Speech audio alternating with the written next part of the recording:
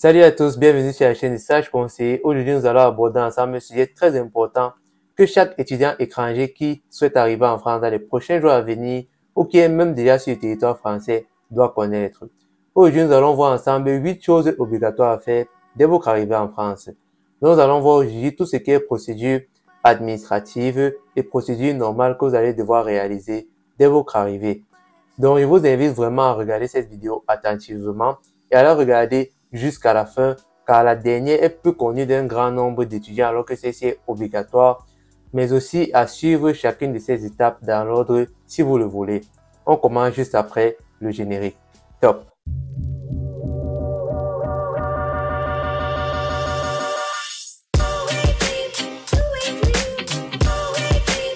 Bonjour à toi, si tu es nouveau sur cette chaîne, sache que je publie chaque semaine au moins une vidéo qui t'aidera à assurer ton intégration en France ou dans un autre pays d'Europe, mais aussi tout un tas de vlogs et astuces qui te seront utiles à ton arrivée ici. Donc pour ne rien manquer, il te suffit tout simplement de t'abonner et d'activer la cloche de notification.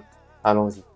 La première chose que vous allez devoir faire à votre arrivée ici en France, donc si vous arrivez par exemple samedi, la première chose que vous allez devoir faire lundi, c'est de vous trouver un numéro de téléphone. Car sans numéro de téléphone, vous ne pourrez pas réaliser les différentes procédures en ligne et vous ne pourrez pas également entrer en relation avec les différentes administrations.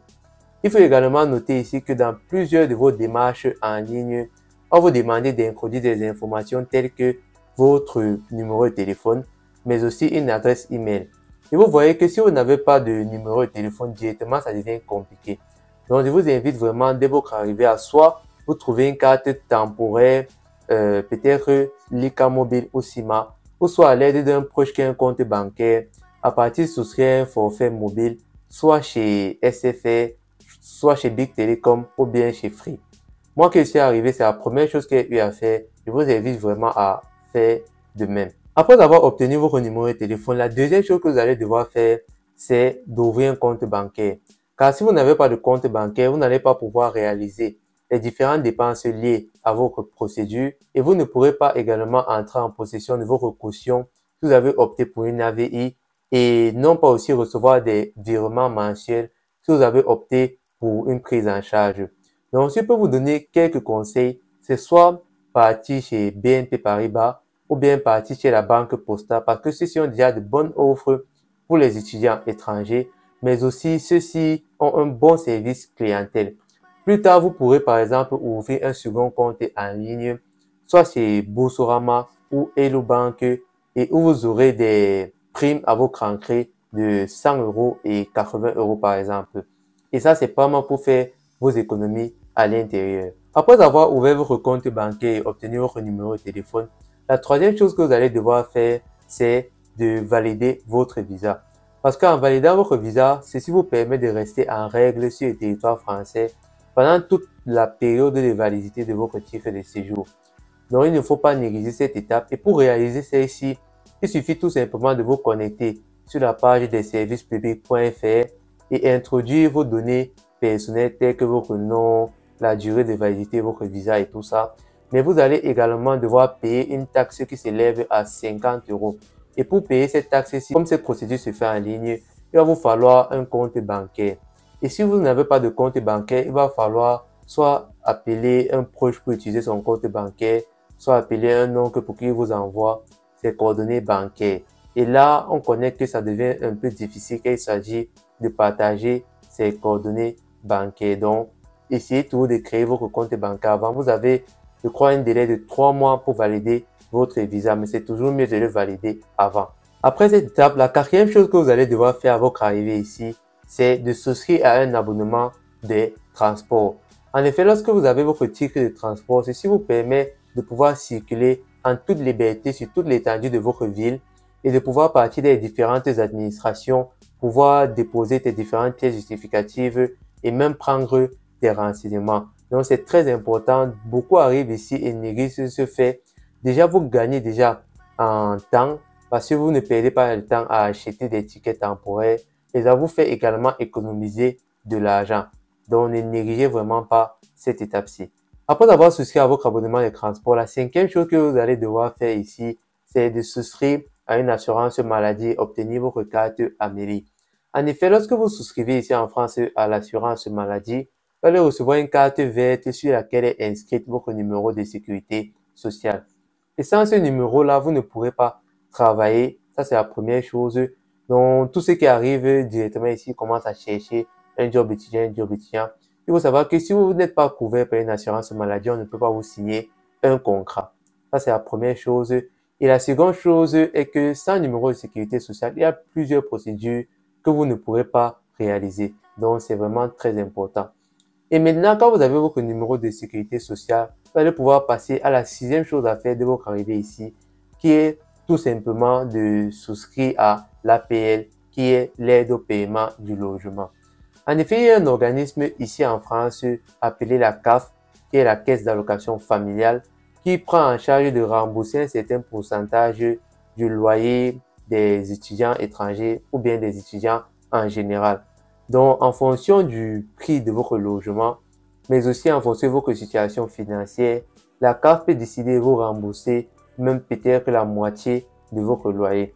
Donc, si vous payez par exemple votre chambre à, disons, 280 €, la CAF peut décider de vous rembourser peut-être 150 €. Déjà là, c'est bénéfique pour vous parce que ça vous permet de réaliser des économies. Mais aussi, il faut savoir que cette procédure est complètement gratuite et est très facile à réaliser. Il suffit tout simplement de vous diriger auprès de la CAF qui se retrouve dans votre commune et partir là-bas et déposer juste vos pièces justificatives et votre numéro de sécurité sociale. Ou bien vous pouvez tout simplement effectuer votre procédure en ligne. Je vais vous mettre le lien en bas de description pour réaliser cette procédure-là. Et là, vous allez arriver sur la page et introduire juste le code postal de votre ville et souscrire à votre APL.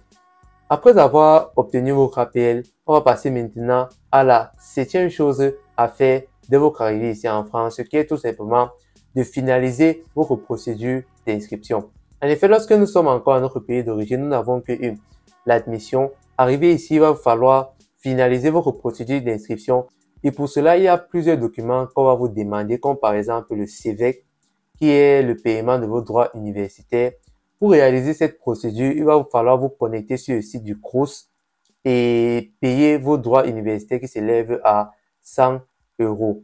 Il y a également certaines assurances telles que la responsabilité civile que certains établissements demandent. Et là, ça dépend en fonction de votre assureur. Donc, à votre arrivée ici, n'entrez pas directement dans les dépenses, comme on dit souvent. Il faut savoir que, hormis la procédure que vous avez réalisée pour arriver ici, il y a plusieurs autres dépenses que vous allez devoir réaliser ici pour vous régulariser complètement. Donc, faites tout, mais avant même d'ouvrir votre compte bancaire, gardez vraiment l'argent que vous avez sur vous. Ceci peut vous aider à finaliser, par exemple, votre procédure d'inscription. On va passer maintenant à la dernière chose que vous allez devoir faire dès votre arrivée ici en France. La huitième chose à faire ici à arriver en France, moi-même je ne savais pas, c'est récemment aussi que j'ai su que cette procédure est obligatoire, c'est de déclarer vos impôts et vos revenus. Même si vous n'êtes pas en règle, même si vous êtes sans papier, même si vous n'avez pas travaillé, il faut vous diriger vers le trésor public qui se trouve dans votre commune et aller déclarer vos revenus et vos impôts, même si ceux-ci sont de 0,000%. Allez déclarer vos impôts. Ceci sera bénéfique pour vous quand vous allez vouloir bénéficier par exemple d'une bourse ou lorsque vous allez vouloir peut-être obtenir la nationalité française. On va voir par le biais de l'URSSAF qui est en charge de répertorier tous ces gens qui payent leurs impôts, que vous payez vos impôts et que vous contribuez au développement de la France. Donc, c'est très important de déclarer vos impôts. Comme vous pouvez le constater, il y a plusieurs procédures à réaliser. Je me suis uniquement focalisé sur les plus importantes. Donc, si vous avez apprécié la vidéo ou bien si cette vidéo, vous pensez que cette vidéo va vous être utile, n'oubliez pas de lâcher un pouce parce que ça soutient la chaîne. Et portez-vous bien. Je vous souhaite bonne soirée à vous. Et by the way, don't forget to subscribe to my channel. Rendez-vous la semaine prochaine pour une nouvelle vidéo. Ciao.